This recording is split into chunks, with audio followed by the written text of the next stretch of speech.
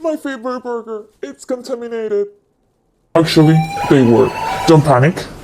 I'm gonna give you context about what happened in 2024 that our favorite burgers were contaminated. And you'll decide at the end of the video if you'll keep eating this burger or not anymore. United States.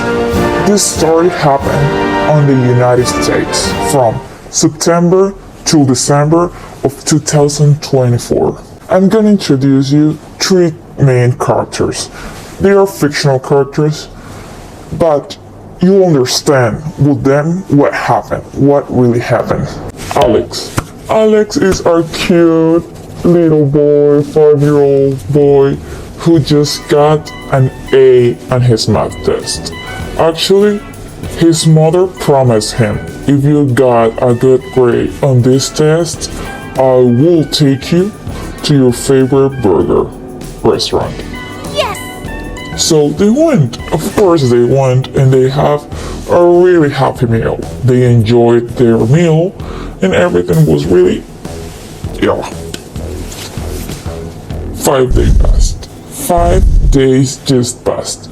And Alex started having abdominal pain, fever, vomiting, bloody diarrhea. His mother was shocked. What was her choice? Of course, let's take him to the hospital. Teresa. Teresa, it's like her mother. She's a 38-year-old woman, mother, who just got scolded by her boss. She forgot to upload to present the monthly financial summary. I cannot blame her. I mean, not about the financial thing, but about forgetting things.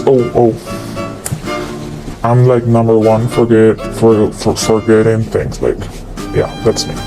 So she was frustrated. I'm not cooking today. There's no way I'm gonna get to my home and cook. No. She saw a drive-through. That's my place. That's my meal for today. She went. She asked her orders for her family too, actually, and she paid and took it to her place. She ate it with her family. They were all happy watching a football game. After a really, really bad day, she got a really good night. Like, it's her family, it's love, The problem arrived 7 days. 7 days passed, and Teresa started having some problems, some symptoms. Alteration of consciousness, jaundice, vomiting, bloody diarrhea, fever. Her family was like, there's something wrong. I mean, this is not just a normal flu. We have to take you to the hospital. And her family actually was feeling kind of sick too. Remember? They ate it there too. Remember? Donald. Where about Donald? Donald, it's our cute grandpa. He's an 81-year-old man who was having a good day. I mean, he was watching a soap operas, a grandpa day. He just got a visit from his favorite granddaughter. She brought her favorite burger. It's a secret. He cannot eat burgers. He's on diet. He's on a diet, on a grandpa diet.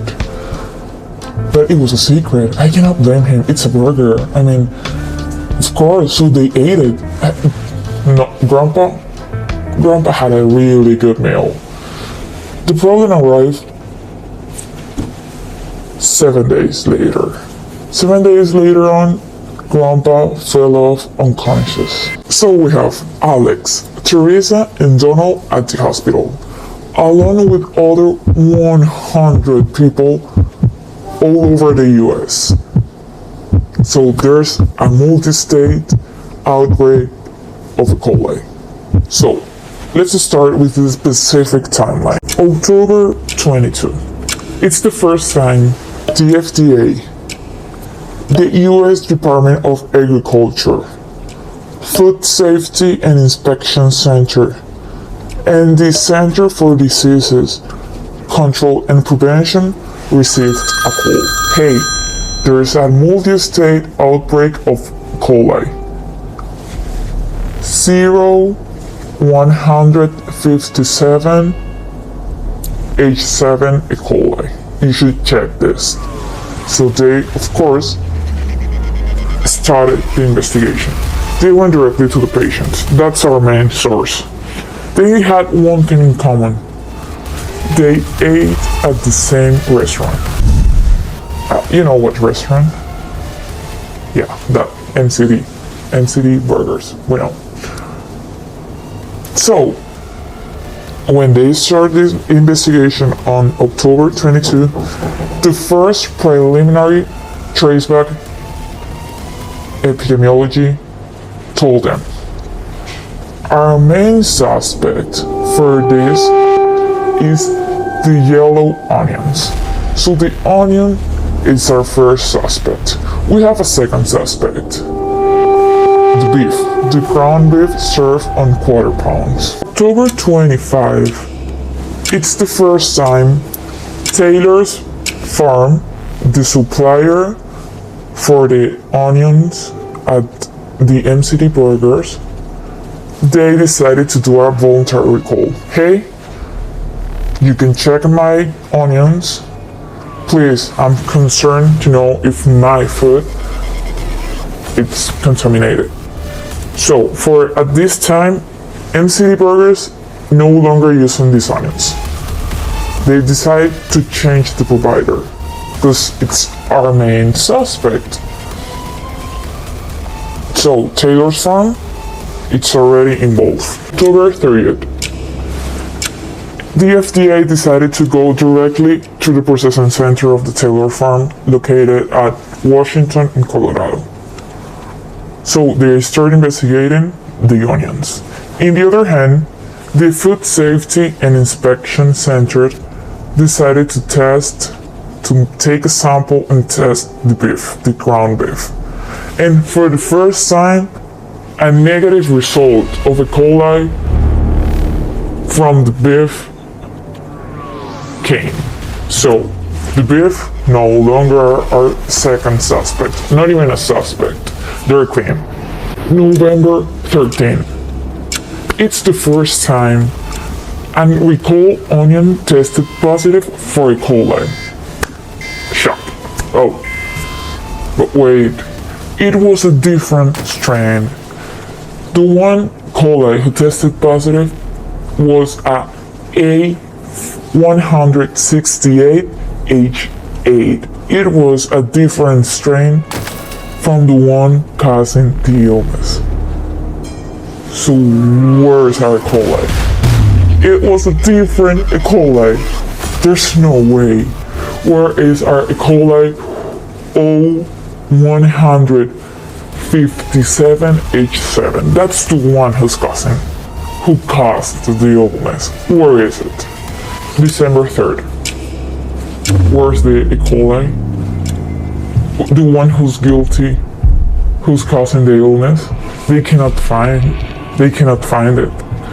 They kept testing positive these onions for a different E. coli, the one who's O168H8, but they cannot find the other one, the one who's responsible for this illness. But what the epidemiology traceback told them, that the one who's guilty is the E. coli O157H7. But where is it? They never find it actually. But they knew that was the E. coli guilty. The guilty E. coli was the E. coli O157H7, but they never find it. So you think the McDonalds really were contaminated or not? So what's E. coli? So E. coli, it's a bacteria. It's a rod-shaped, encapsulated gram-negative bacteria. For his metabolism, he doesn't need oxygen. He can live with or without oxygen, being a facultative anaerobic bacteria. For his biochemistry test is catalase positive bacteria. For his habitat, he actually colonized our gut. He's really important for our human gut flora. So you may ask, how they live with us and cause illness? Why they cause this outbreak? Well, actually there are two types of E. coli. The one who can colonize our gut harmlessly, we need them, and the pathogenic E. coli, the one who can cause illness. And the reason there was a multi-state outbreak of E. coli. So let's start with this E. coli. There are four types of this pathogenic E. coli: enterohemorrhagic E. coli, Shiga toxin, enterotoxin E. coli, enteroinvasive E. coli, enteropathogenic E. coli. So for the enterohemorrhagic E. coli, Shiga toxin, he gets into the intestinal epithelium. He attaches to this epithelium and it starts releasing toxin. This toxin damages the epithelium and also the blood vessels. So there's fluid leaking and also blood leaking into the intestinal lining, causing the bloody diarrhea. So that's the reason our patient had bloody diarrhea, like Alex, remember? Like Teresa. If these toxins get into the bloodstream, they can travel onto the urinary tract and also damage endothelial cells at the urinary tract. What's the body response? Let's start our inflammation process with cytokines and chemokines. They call blood platelets, hey, blood platelets, come to the urinary tract, and they start forming clots. It's really important because there's a protein leaking process. There's proteinuria happening at the moment. So the clots start forming, but the number of platelets on the bloodstream has decreased. So there's thrombocytopenia there. If these clots starts obstructing small arterioles, then when the red blood cells try to pass these arterioles, they will get sliced into fragments called cystocytes. These cystocytes cause microangiopathic hemolysis. So there's a microangiopathic hemolysis. So if these clots obstruct many arterioles, the organ who depends on high blood flow won't receive these bloods. They cannot receive blood, so they get damaged, like the kidney. So the kidney with no blood flow will be on renal failure. And there's the urea, so waste starts accumulating into the body, causing uremia. So that's the reason it's called hemolytic uremic syndrome. Hemolytic caused by the slicing of the red blood cells onto cystocytes, and also the anemia caused by this hemolysis, and the uremic caused by the uremia on the body. So that's what Teresa developed. She developed hemolytic uremic syndrome, causing alteration of consciousness, jaundice, vomiting, bloody diarrhea. So, how can we diagnose E. coli? So we need a gram stain. Remember, we said there are gram-negative bacteria. We need a microscope and a bacteria culture. So remember the biochemistry test and their metabolism. They're lactose fermenting bacteria.